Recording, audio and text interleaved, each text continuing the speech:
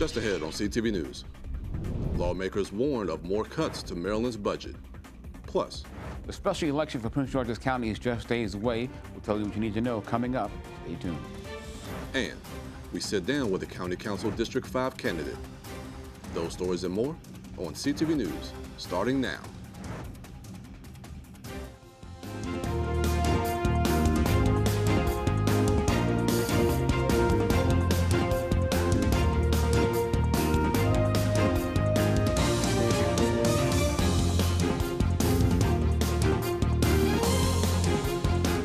Good evening. This is CTV News for February 24th. I'm Bryce Parker. And I'm Katara Jones. Thanks for joining us. Maryland's budget crisis could get worse, with Senate leaders warning another $500 million in cuts may be needed.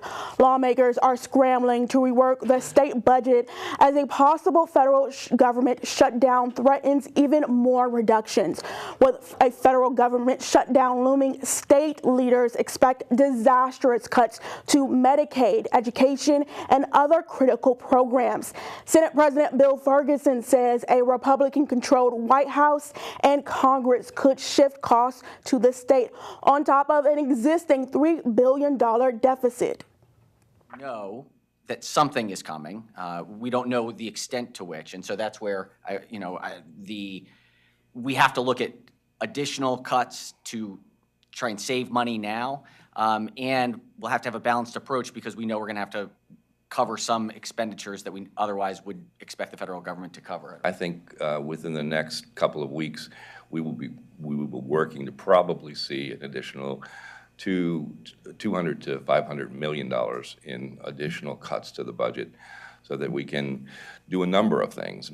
Some cases backfill, some cases bank some money, just to do all the things necessary to do as much as we can to put us in the best possible place as we move forward.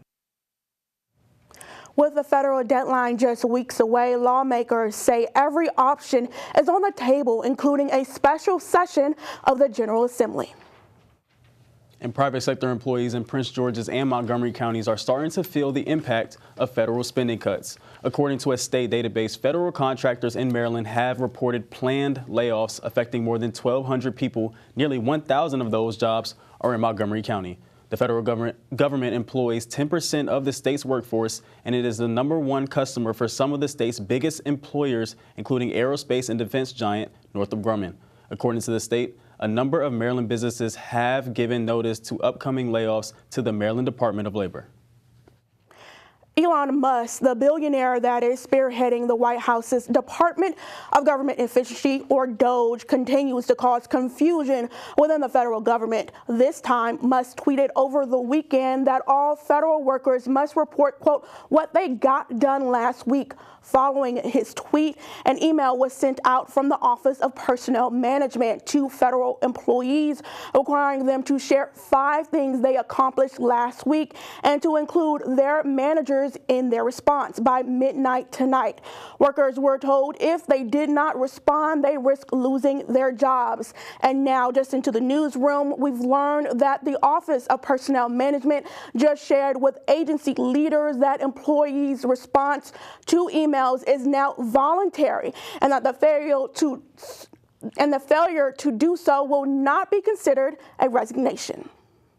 And with the threat of federal workers expecting to lose their jobs, the Maryland Department of Labor is preparing for a potential influx of unemployment assistance claims. According to the reports, the agency has already changed the state's unemployment insurance system and is planning to hire more staff in case there is an uptick of laid-off federal workers filing claims. Labor Secretary Portia Wu says, quote, her department hasn't yet seen any significant change to the unemployment insurance claims. And in just a few days, voters in Prince George's County will head to the polls. Voters will elect a new county executive and a District 5 council member. Byron Scott has our story. The special election in Prince George's County is just around the corner, with early voting set to get underway on Wednesday. Voters will select the next county executive and District 5 council member. 8 Democrats and 3 Republicans are vying for the county executive seat to fill the vacancy left by Angela Alsobrooks, who is now in the U.S. Senate. Among those running, at-large council member Calvin Hawkins, State's Attorney Aisha Braveboy, former county executive Rashawn Baker, and State Senator Alonzo Washington. 5 Democrats and 1 Republican are running for the Council 5 seat that became open when Jolene Ivey won a special election in November for the at-large seat. The winners of those primaries will compete in the general election on June 3rd. Early voting goes from Wednesday, February 26th through March 3rd. Election day, of course, is March 4th. Now, you can still register to vote in any of the in-person voting locations, but you must have proof of residency, like a driver's license, bank statement, utility bill, or other government document with your name and address on it. Mail-in ballots must be postmarked, that is, by 8 p.m. on Election Day. As for the list of voting and drop box locations, go to PrinceGeorge'sCountyMD.gov. Polls are open on Election Day from 7 a.m. to 8 p.m. Katera, Bryce.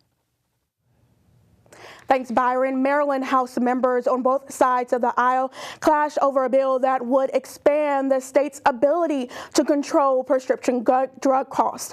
House Bill 424 would expand the authority of the Prescription Drug Affordability Board. The tension between the two parties came during a final vote on the measure.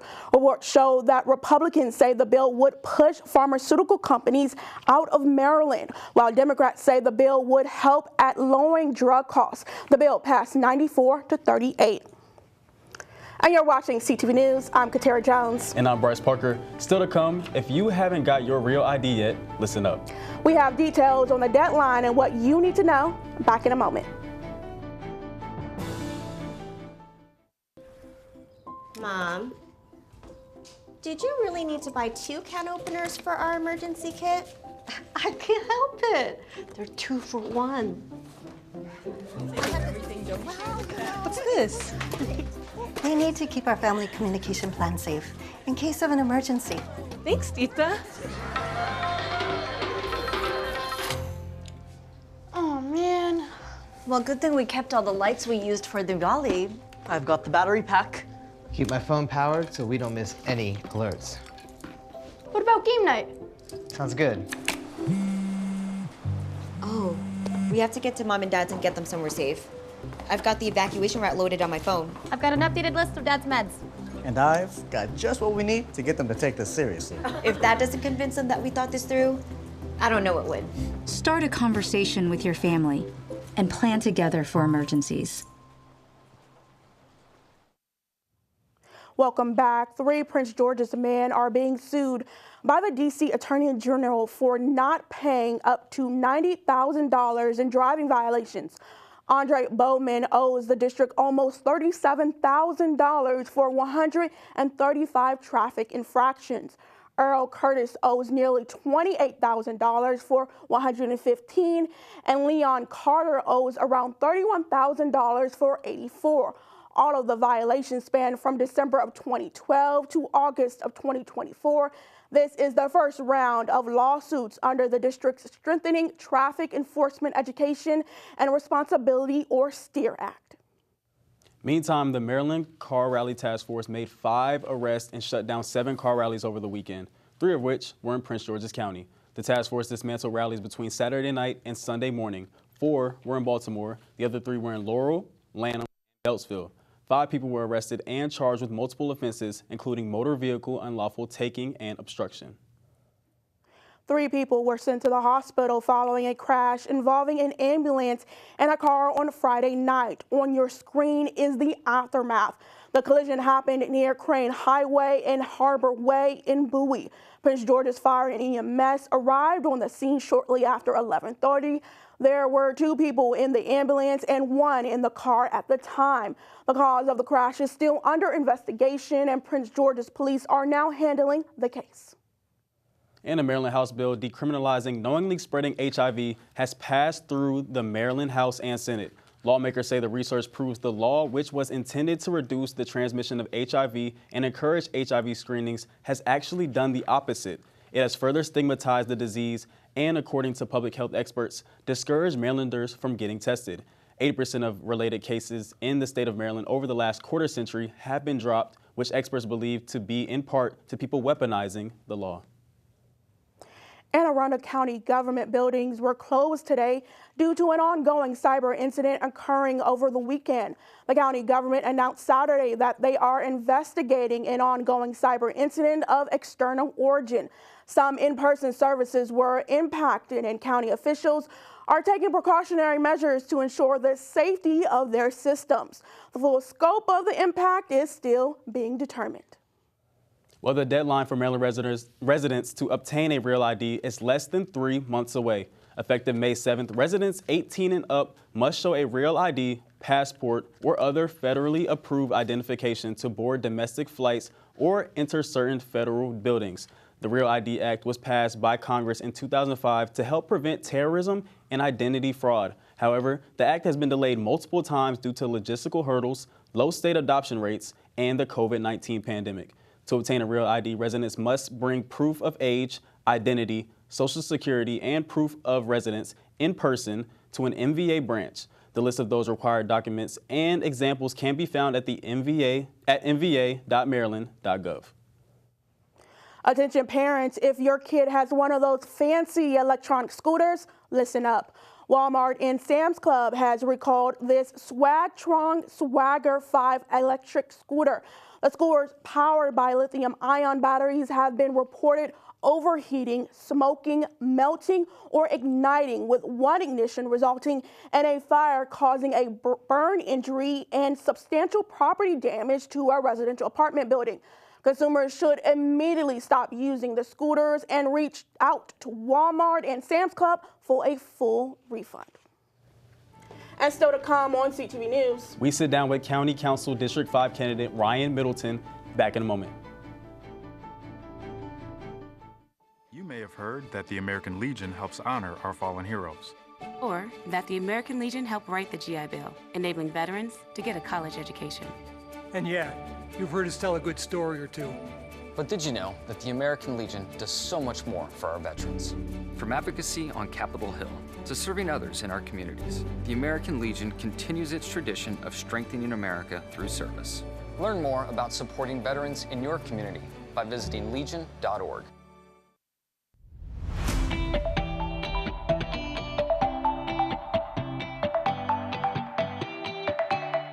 Prince George's Community Television, the home for everything Prince George's, is gearing up to start our media training and classes.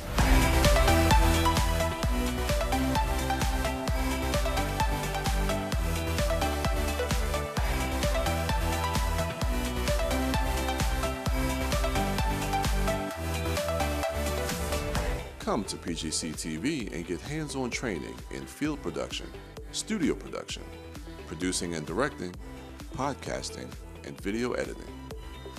Classes begin March 5th. Learn from industry professionals on how to write, produce, direct, shoot, and edit, and take your skills to the next level. Register today. Classes begin March 5th.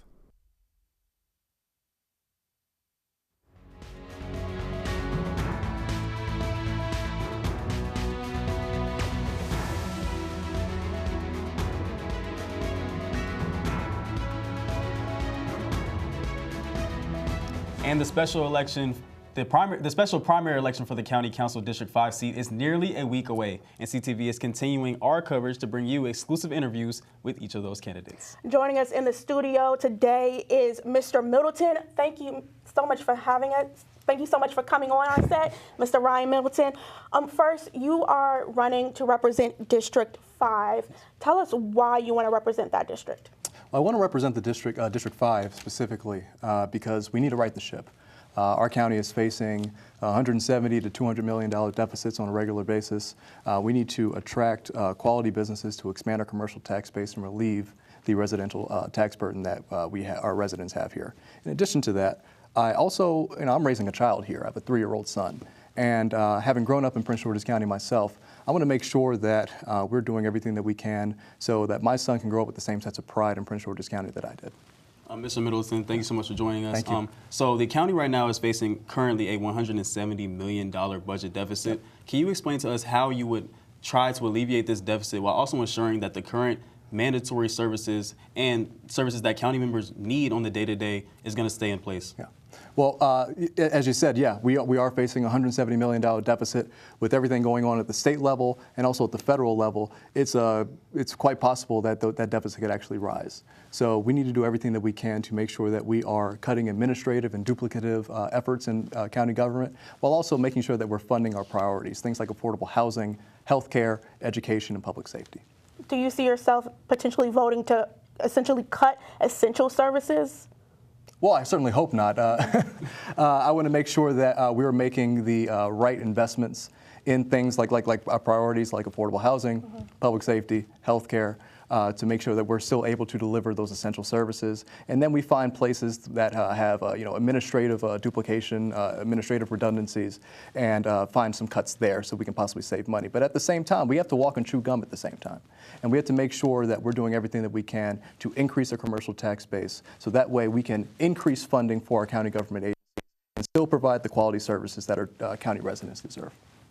And so I want to touch on affordable housing. You know, this is an issue that a lot of residents are bringing up, and a lot of our viewers who are watching have brought up this this issue. Yeah. How would you, if you get the seat, how would you ensure that we can retain the affordable housing we have, but also expand to make sure that the supply is matching the need for county residents? Well, I think you hit the nail right on the head. Right now, Prince George's County, we have half the housing inventory that we actually need to support the kind of economy that we want to have.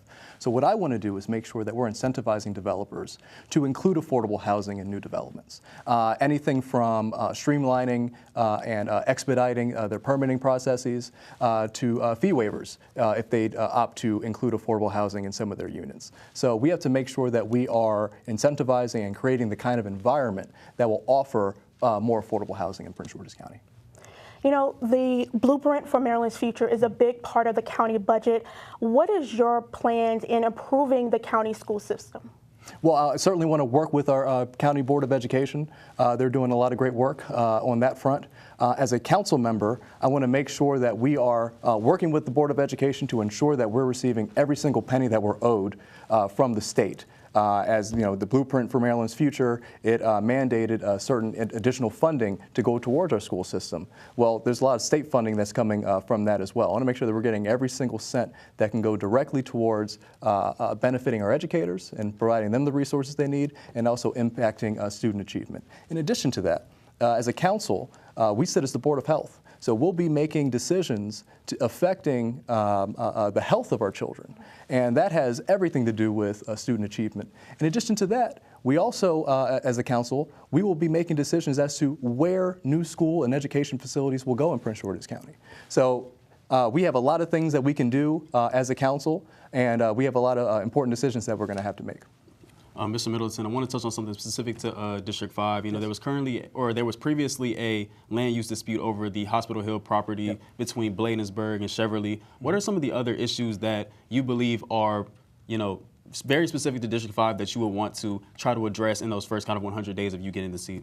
Sure. Well, two things come to mind with regards to that. District 5, when it comes to litter and illegal dumping, District 5 actually is suffering the most out of all the other councilmanic districts in the county. So as county stat director in the county government, I have led the way in terms of creating a litter and illegal dumping map so we can plot out where these incidences are occurring, and we can also make sure that we're making investments in cameras to catch people who are illegally dumping throughout our county, and also making sure that we're changing the narrative as it relates to beautification here in Prince George's County.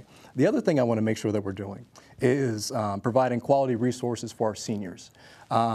We have a lack of home health care providers here in Prince George's County. I plan on advocating as soon as I get onto the council at the state level for increased certificates of need to provide more home health care providers here in Prince George's County so we can increase competition and our seniors can be able to seek preventative care and have home health care providers come to them.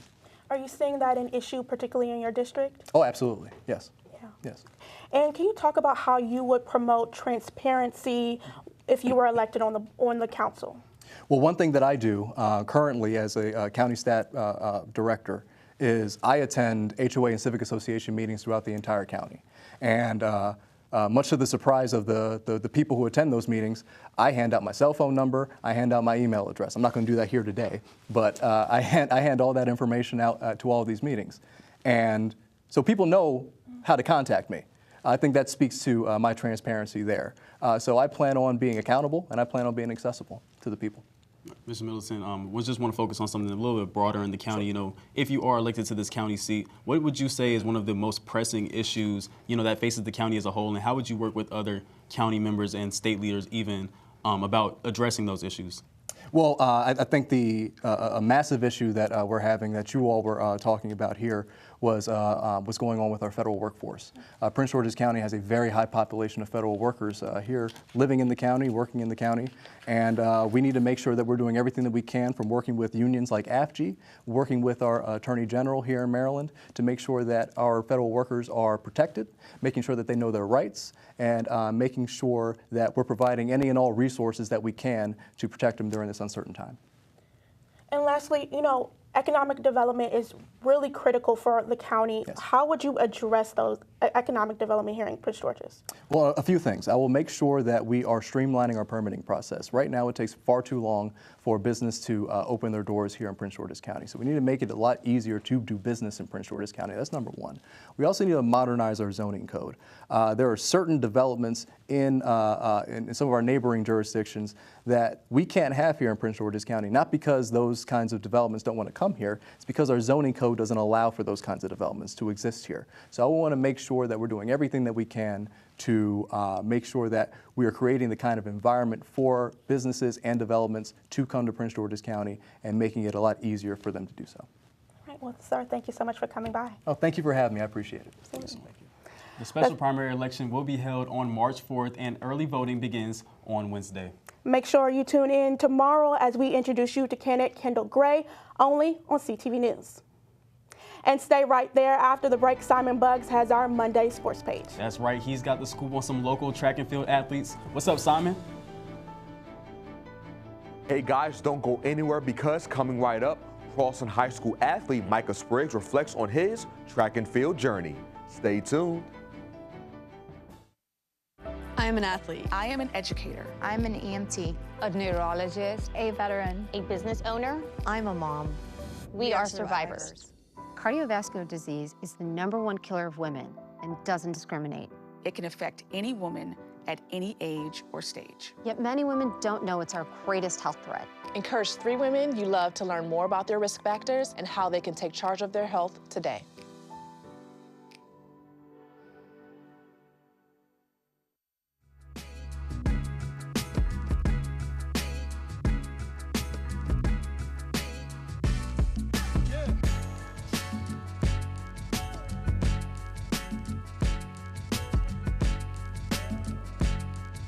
As we continue to celebrate Black History Month here at CTV News, we take a quick dive into the history of a Black collegiate athletic conference and how its legacy continues to live on.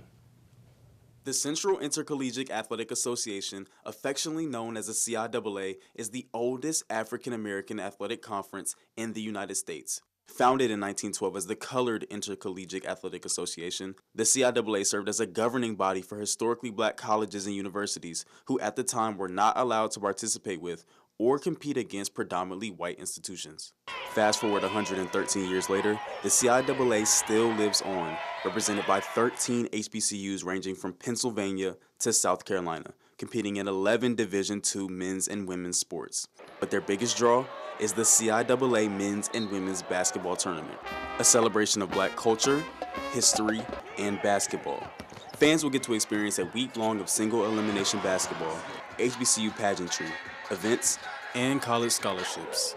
Even celebrities circle their calendars for it every single year at the end of February. And this year, the party is in Baltimore.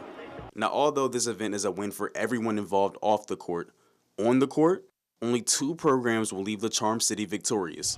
On March 1st, a men's and women's champion will be crowned at CFG Bank Arena, punching their ticket to the men's and women's Division II NCAA tournament, as well as a years long of bragging rights as champions of the most coveted honor in all of HBCU sports. So there's really only one question left to say. See you at the tournament.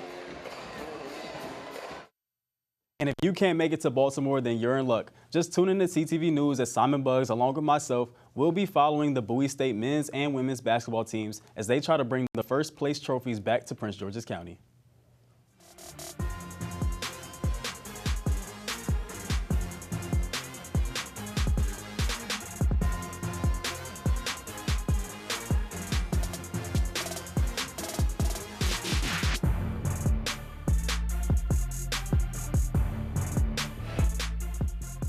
What's going on, everyone? Hope you had a great weekend. It's time for your Monday Sports Page. Let's get into it.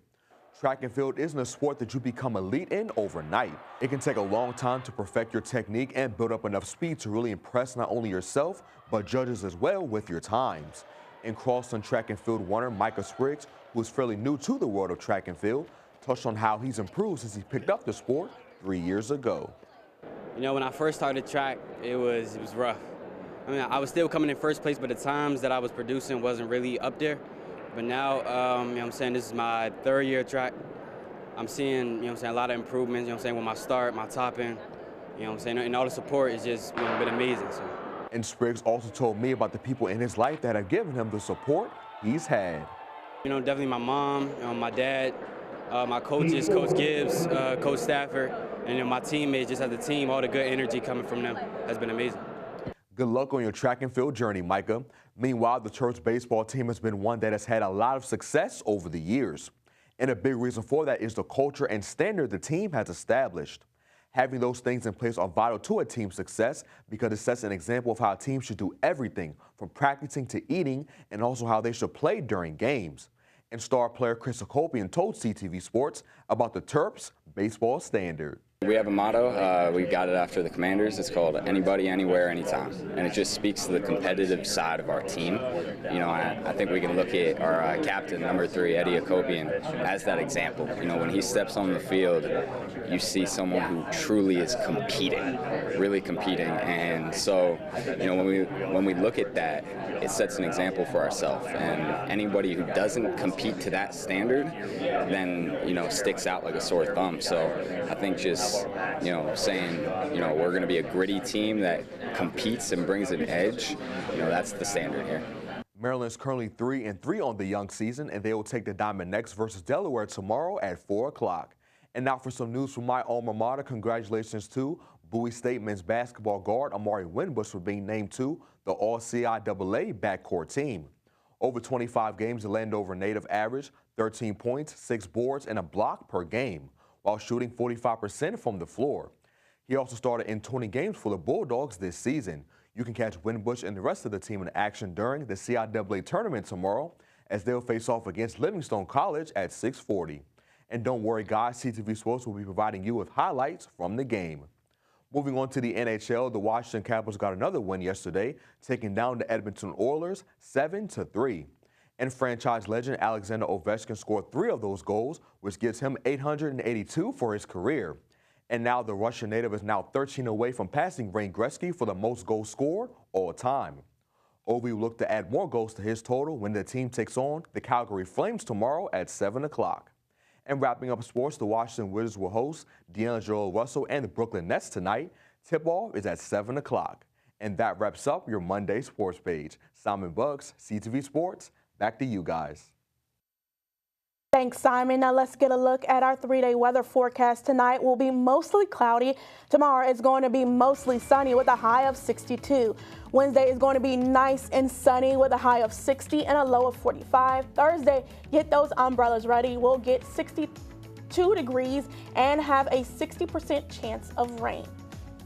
And for our community calendar, tomorrow afternoon, the Bowie Diversity Committee is hosting Bowie Speaks, Voices United, the impact and future of diversity, equity, and inclusion. The theme delves into the erasure of civil rights progress, the impact of dismantling DEI efforts, and the critical role of unity in shaping a new American landscape. This event takes place at the Bowie City Hall from 7 to 8:30 p.m. For more information or to RSVP, contact ajarrett@cityofbowie.org. And that wraps up CTV News for now. Thanks for joining us. We'll see you again tomorrow. Good night.